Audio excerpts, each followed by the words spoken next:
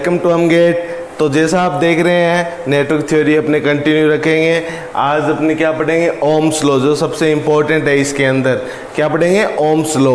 अब Ohm's law अगर आपको देखना है ना, तो ओम्स लॉ को समझने के लिए देखो मैंने पहले ही लिख लिया। क्यों लिख लिया कि यार ये लिखने में टाइम वेस्ट ना हो, आपको समझाने के अंदर टाइम वेस्ट ज़्यादा हो। वीडियो भी लंबी नहीं होगी, शॉर्ट हो जाएगी, आपको नोट्स के रूप में नोट्स मिल गए और आपको एक एक चीज़ अच्छे से समझा दूंगा। इसलिए मैंने टाइम वेस्ट ना हो इसलिए मैंने पहले ही लिख लिया।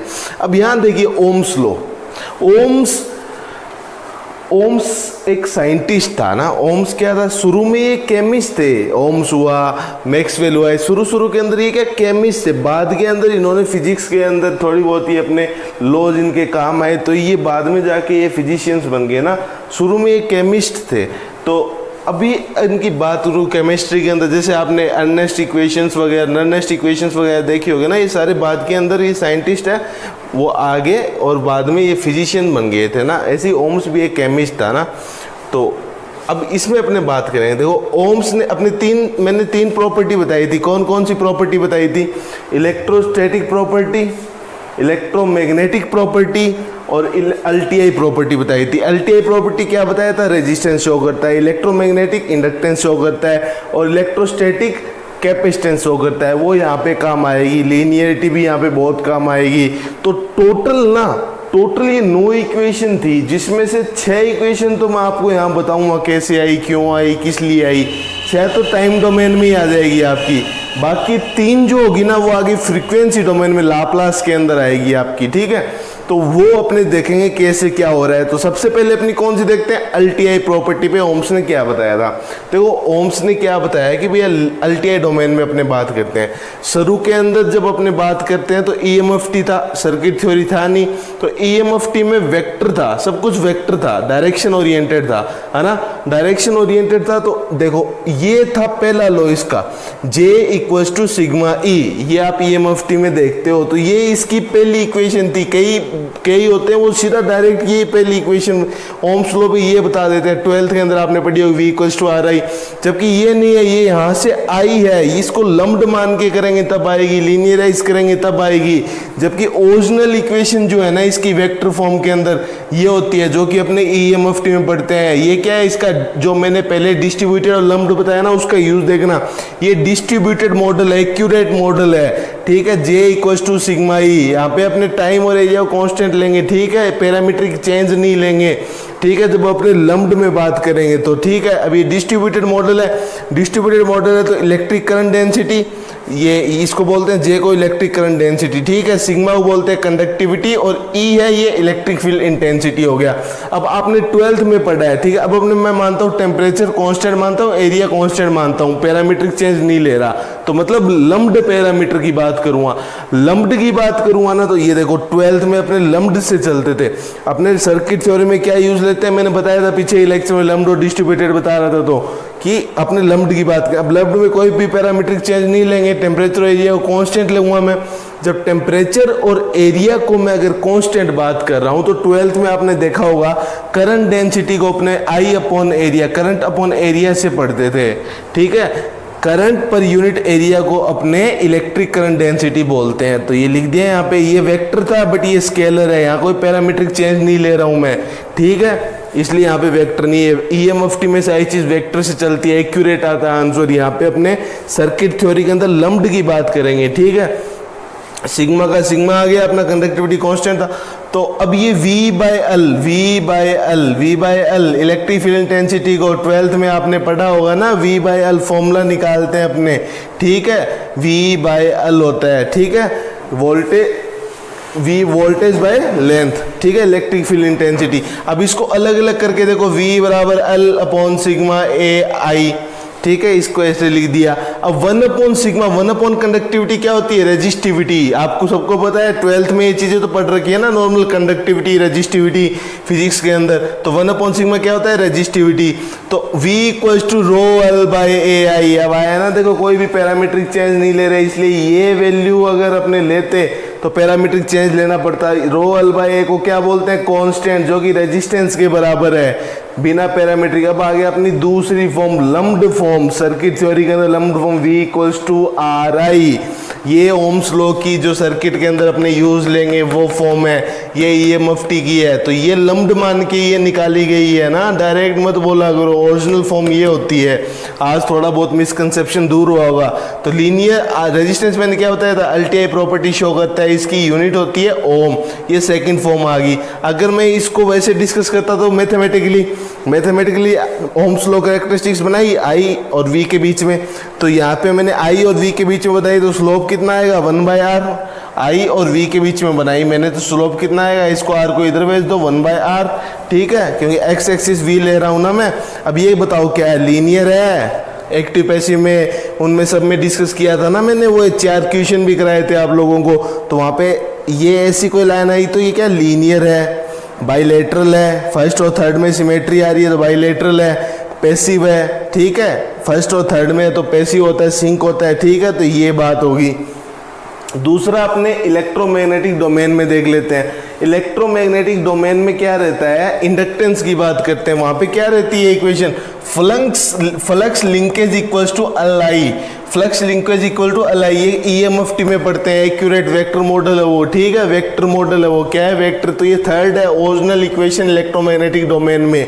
यहाँ पे जो फाई है ना, phi equals to N phi होगा, जाई है ना, इक्वल्स टू N फाई होगा। यहाँ पे इसको बोलते हैं flux linkage intensity, flux linkage equals to N phi. अब ये जो फ्लक्स है, आपको पता है फ्लक्स लम्ब तो होता नहीं है, डिस्ट्रीब्यूटेड ही होता है, फ्लक्स की वैल्यू को पता नहीं कर सकते ना, इसलिए ये लम्ड नहीं है, इसको लम्ड करना पड़ेगा। अब यहाँ पे अपनी लीनियरिटी प्रॉपर्टी आएगी। मैंने क्या बताया था, कोई भी चीज को non linear flux non linear ही एक प्रकार से, हर जगह फ्लक्स ही फ्लक्स, आप देख सकते हो, फ्लक्स को नहीं देख सकते, तो इसको लीनियराइज करना है। नॉन लीनियर में मैंने क्या समझाया था, कोई भी स्मॉल चेंज ले लेंगे तो लीनियराइज हो जाएगा। अब स्मॉल चेंज कैसे लेते हैं, मैथमेटिकली डिफरेंशिएशन करके। कैसे लेते हैं, डिफरेंशिएशन करके। तो देखो आपने डिफरेंशिएशन में एक फॉर्मूला पढ़ा होगा मैथमेटिक्स के अंदर 12th में कि d/dt, जब दो प्रोडक्ट प्रॉपर्टी पढ़ी है ना, uv का करते हैं, तो पहले वाला u दूसरे वाले का डिफरेंशिएशन dv/dt प्लस दूसरे वाला v पहले वाले का डिफरेंशिएशन du/dt। वैसे यहाँ पे करना आपको, पहले वाला n d∅/dt plus phi dn/dt equals to l di/dt plus i dl/dt, ठीक है, i dl/dt, ओके। तो ये मैंने यहाँ पे differentiation property, product property use करके ये लिख दिया आपका। अब आप मेरे को एक बात बताइए, यहाँ पे मेरे को एक बात बताइए, जब मैंने ये लीनियर किया तो स्मॉल चेंज लिया ना, अन क्या है, नंबर ऑफ टर्न्स है, अन नंबर ऑफ टर्न्स है, अन क्या होगा, कांस्टेंट होगा। अगर अन कांस्टेंट होगा तो dn/dt क्या हो गया आपका, dn/dt क्या हो जाएगा, 0, तो ये पूरी टर्म 0 होगी। नंबर ऑफ टर्न्स तो कांस्टेंट होंगे ना, वैल्यू होगी कांस्टेंट वैल्यू, 3 4 5 6 जितने भी। I dl/dt, dl/dt मतलब परमिएबिलिटी।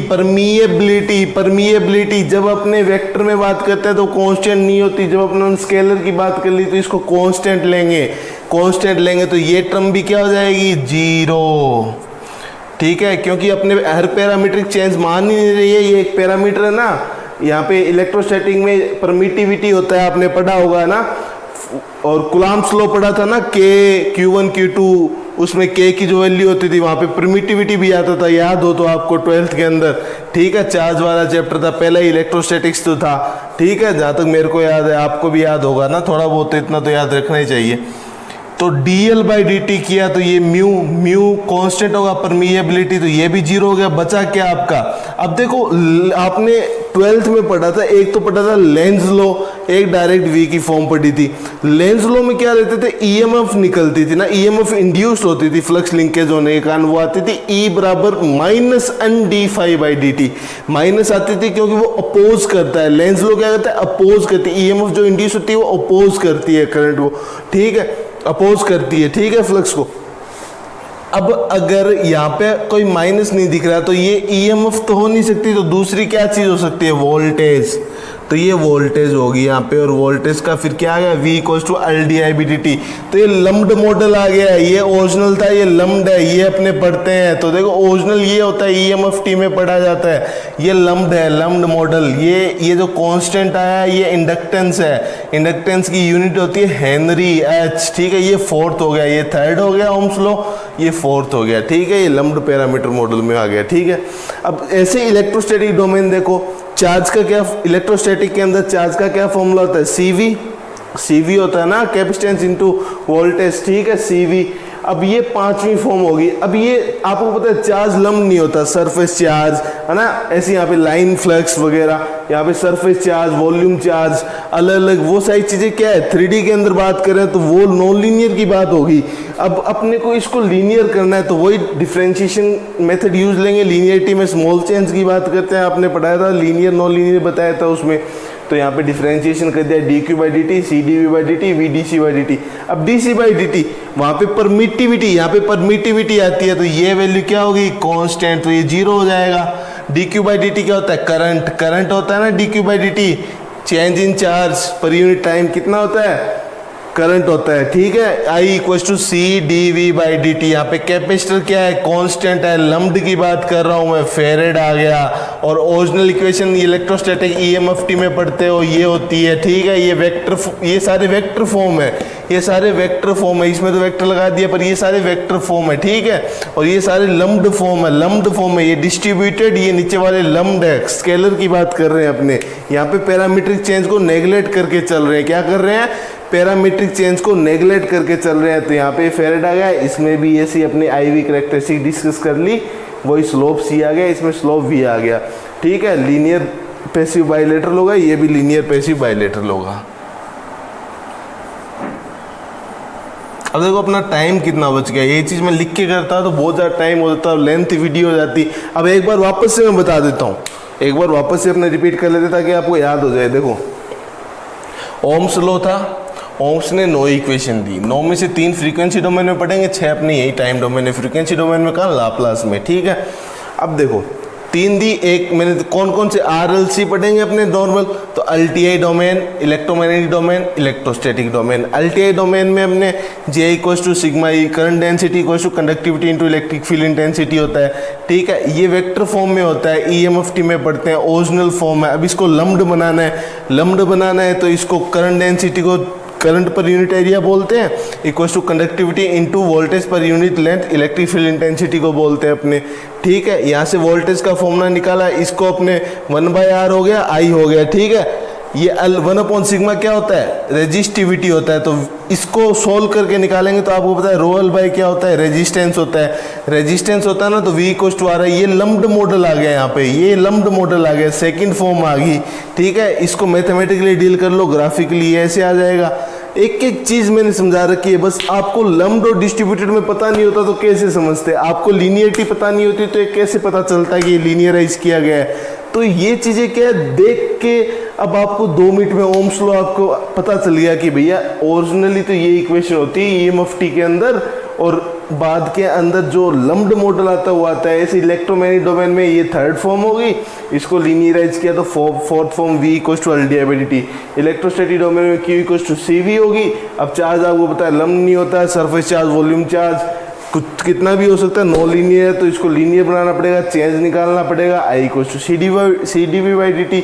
परमिटिविटी को कांस्टेंट लेके चल रहे हैं, परमिएबिलिटी को कांस्टेंट लेके चल रहे हैं, क्योंकि लम्प्ड के अंदर अपने पैरामीट्रिक चेंज लेते नहीं है, जो कि पीछे वाली वीडियो में मैं सारा बता चुका हूँ। सारा पीछे का यूज आ रहा है ना, मतलब जो भी मैं फंडामेंटल बता रहा हूँ ना वो हर जगह यूज आएगा, ठीक है। ये लीनियर पैसिव बाइलेटरल पता चल रहा है ग्राफ से डायरेक्टली, 6 की 6 टाइम डोमेन इक्वेशन में आप एक्सपर्ट हो गए, ठीक है। मैथमेटिकल वाला मैंने बताया कि प्रोडक्ट वाला रूल कैसे यूज लिया है मैंने, ठीक है, लीनियराइज करने के लिए। तो ये था आज के लेक्चर में, ओम्स लॉ डिस्कस कर लिया, टाइम वेस्ट भी नहीं हुआ, छोटी वीडियो भी होगी, ठीक है। Thank you, have a good day. और हाँ सुनिए, लाइक कीजिए, शेयर कीजिए, सब्सक्राइब कीजिए, ज़्यादा से ज़्यादा लोगों के पास पहुँचे, ताकि हम लोग जो मटेरियल प्रोवाइड कर रहे हैं आप इसको शेयर करोगे तो अच्छा लगेगा, ताकि ज़्यादा स्टूडेंट जुड़ेंगे, हमें भी मोटिवेशन मिलता है फिर ज़्यादा लोगों को पढ़ाने के लिए ना, ठीक है। Okay, have a good day, thank you.